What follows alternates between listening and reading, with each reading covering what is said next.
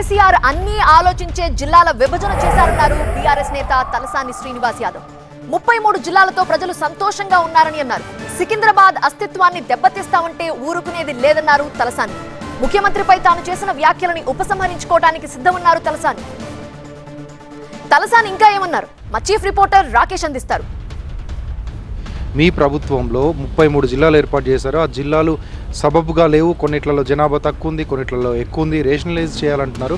ఎందుకంటే మీ ప్రభుత్వంలో తప్పిదం జరిగింది అట్లా 10 జిల్లాల తెలంగాణ ఉన్నటువంటి రాష్ట్రం, దాన్ని ప్రజలకు సౌకర్యార్థం 33 జిల్లాలు చేశారు.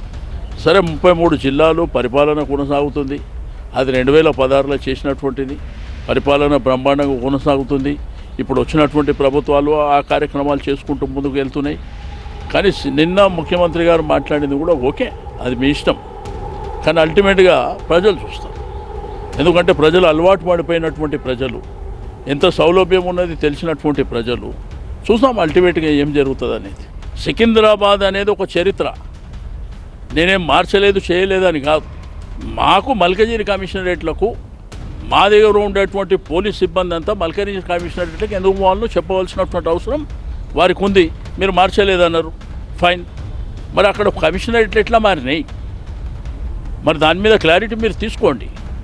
అక్కడ ఉన్నటువంటి ప్రజలకు మీరు క్లారిటీ ఇవ్వండి. అంతేగాని రాజకీయ లబ్ధి కోసం ఇంకో దాన్ని మాకెందుకండి రాజకీయ లబ్ధి?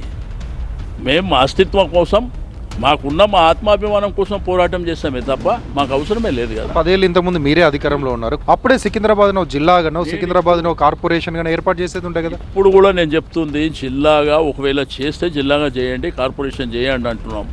చేయకపోతే యాస్టిస్గా ఉండని అంటున్నాం తప్ప మీరు దాని మార్పులు చేర్పులు చేస్తున్నట్టేనే డిమాండ్ వచ్చింది తప్ప మాకేం ఉద్దేశం ఉందండి?